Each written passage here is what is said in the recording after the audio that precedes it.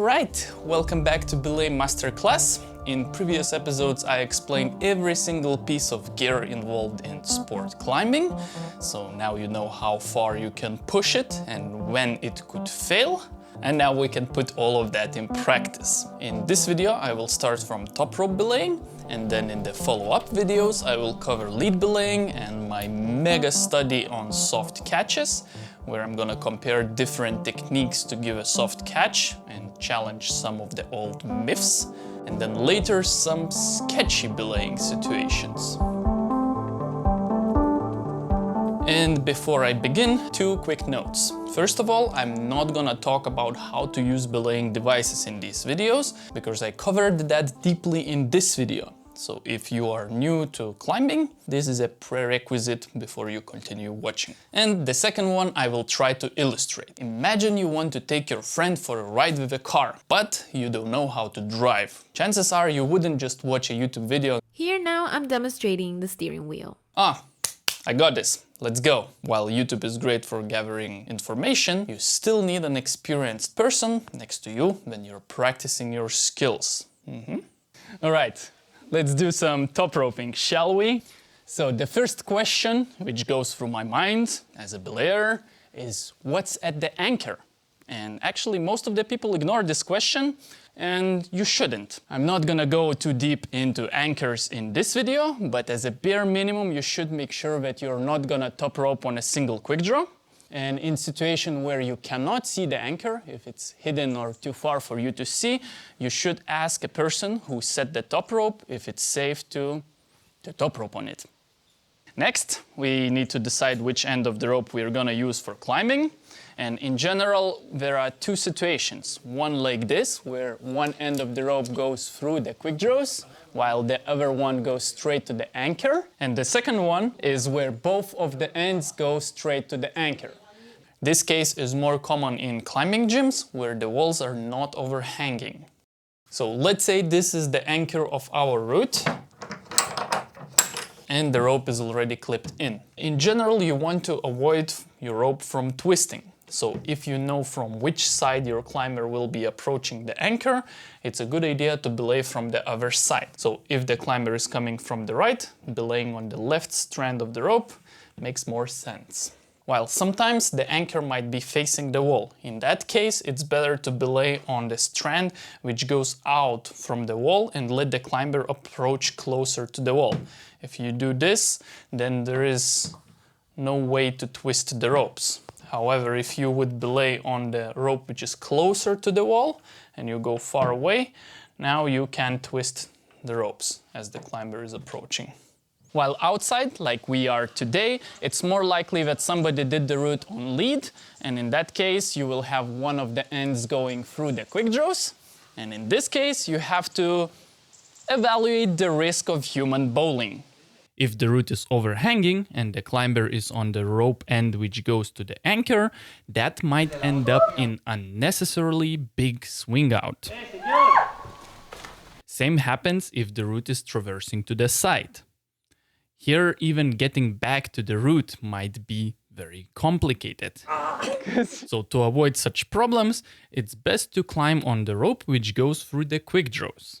In this case, as the climber moves up, she will need to unclip the quick draws, but in the case of the fall, it's much easier to get back to the route. Also, in case this is not the last climber climbing this route, as she finishes the route, on the way down she should back clip the quick draws so that the next climber could enjoy the same setup. So if the route is traversing, climbing on the rope which goes through the quick draws is recommended. However, if the route goes in a straight line, you can also climb on the other end of the rope. The benefit of that would be that now as the climber moves up, she won't need to unclip the quick draws anymore. But the drawback is that now she will have two ropes in front of her, potentially getting in the way of climbing. Alright, back to us. Charlie is ready to climb, and since this route is slightly overhanging, he's gonna climb on the end which goes through the quick draws. And the next question for me is, where do I stand as a belayer? Normally, the most comfortable position is directly under the anchor, because if he takes a fall, all my weight is being lifted up. If I would be standing somewhere far, if he takes a fall, I might be dragged forward a little bit. This is more of an issue for lightweight belayers, not for me. But other things to consider is that you don't want your rope to rub against your climber, or if there is a sharp edge of the rock, maybe going into different position might reduce the friction of the rope. So in general, be smart about your placement. And the last thing before my climber starts climbing that we have to do is a buddy check. And most of the people do this part incorrectly. And I think partially because even of the name of the buddy check. What I mean is if I would just check my buddy and my buddy would just check me, we would for sure fail at some point. So instead of buddy check, I like to call it a system check. And this is what I mean. So I start by checking my harness, that it's not twisted and my buckle is good. Then I check my carabiner to make sure that it's locked. Then my belaying device to make sure that it's inserted in the correct orientation. And then I start tracing my rope to see where my rope goes. It goes to the anchor. I know that the anchor is safe. Then I trace the rope back to my climber. And then I check the knot of my climber. And then I check my climber's harness. And I can see that he could tuck this little piece away. But apart from that, everything looks good. So the main point is to check everything from my harness all the way to the anchor back to my climber. If I don't do that, I'm not even sure if we are tied in the same rope. And I've been in a situation in a climbing gym where my belayer was like, yeah, I gotcha, you are safe to climb. And then I look into myself, look where my rope goes, and then I notice that my belayer is belaying me on different rope than I am on. And another very common mistake, which is linked with our egos, is when you're checking your partner and your partner is using a knot that you're not familiar with. Usually it happens with some bowline variations. Then instead of saying, yeah, looks good, you can go, you should say, hey, I'm not familiar with this knot, could you please double check it yourself? This is much safer than pretending that you know what you're doing. And finally, if your belayer has long hair or some loose clothing, you should take care of that, because if it gets into the belaying device while you're lowering the climber, self-rescue is really hard out of that situation. I've been there and I've seen a lot of girls getting in trouble. Alright, so now we are finally ready to climb. But, Charlie, wait a little bit. Go down.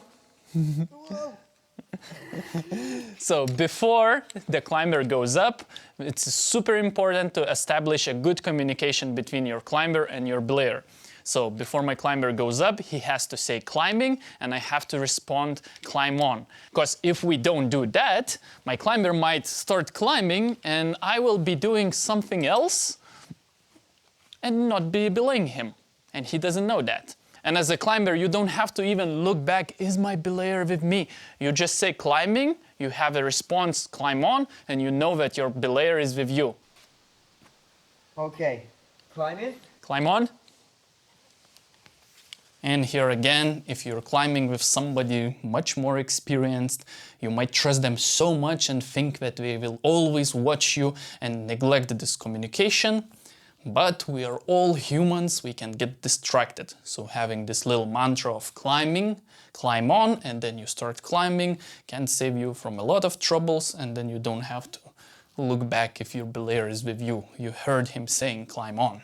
So while the climber is low on the route, you as a belayer have to pay extra attention because there is a lot of dynamic rope between us, and dynamic rope, well, stretches. So in case the climber takes a fall, you want to take and at the same time sit in the harness. This stretches your end of the rope and minimizes how low the climber will fall. So in this case, the route is not long, so the climber doesn't go down that much. However, on longer routes, the stretch can be massive. And I've seen climbers actually hitting the ground and hurting themselves, and this can be avoided very easily by actively taking during the fall of the climber. Also, if the route is very long and there is a lot of dynamic rope and there is a chance that the climber can fall close to the ground, it's a good idea to pre-stretch the rope and keep the climber a little bit tighter in the beginning.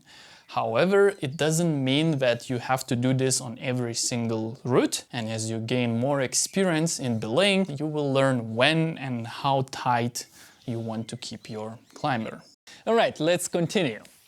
Now, the best belayer is the one that the climber cannot feel.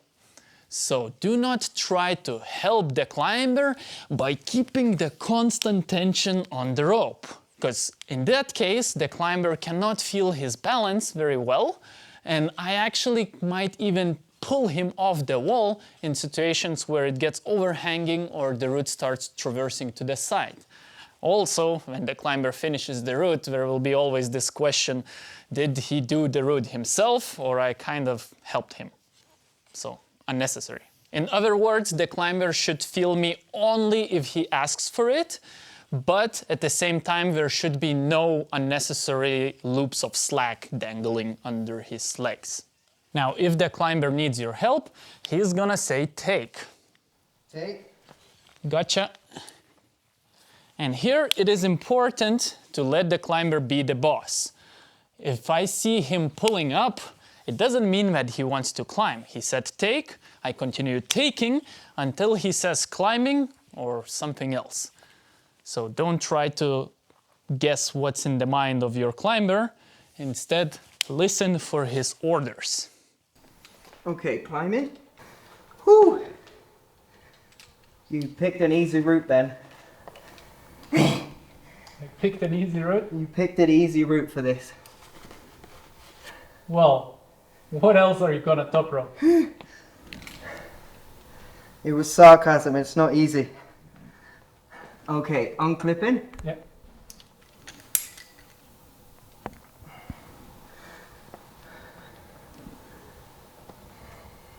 Am I climbing this bit? Yep.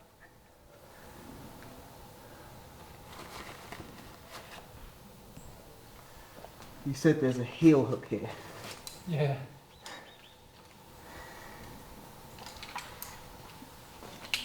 Nice, that's it. Come on. Take. So my climber is done and he's ready to go down, and for that he has to say lower me, and I have to respond by saying lowering. Lower me? Lowering. And here is the trick. Don't try to lower like this where I am, because I am going down into the bushes. Instead of that, I stand up and I walk forward a little bit so I'm not dragged across the floor. If you are a very lightweight belayer, you want to go all the way under the anchor, and then the gravity does its job. You can lower comfortably. And you have to look up at your climber. Don't be looking somewhere else, because your climber might hit something on the way down and you will not see that. How is your nice and easy 7A top rope experience? Very top ropey.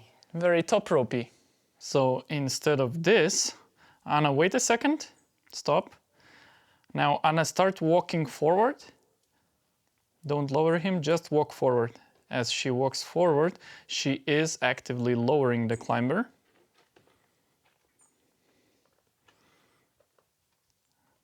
And now finish lowering him down. Finish him. Is this easier? Yes, much easier.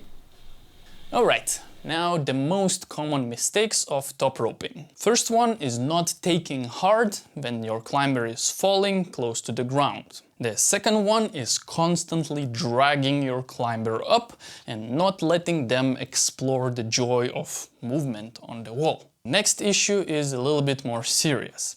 If your climber is really inexperienced and maybe stressed as he's climbing up, if he is unclipping the quick draws as he goes up, when he reaches the top, there is a chance that he will try to unclip the last protection point. As silly as that sounds, it happens. And I actually had such scary situation where I used to do this pre-clean top rope setup, where once my climber reaches the top, the only thing they need to do is to remove this quick draw and then they can go down. However, one time somebody else led the route and left the top rope like so. And once my climber reached the top, out of habit, she automatically unscrewed this quick draw, removed the rope, let it go, and yeah. But luckily she was standing on the ledge and we were able to communicate and fix this situation, but I want to stress that these things happen. And finally, the most accidents in top roping happen during lowering. When the belayer loses control of the brig hand and, for example, if he's using a grigri, pulls really hard on the lever or simply lowers too fast and then burns the hand with some belaying devices. So yeah, don't lower too fast. There is nothing cool about that. You are heating your equipment and you're wearing it down faster. Alright, so this was the introduction to top roping, and the next video I will start covering lead belaying.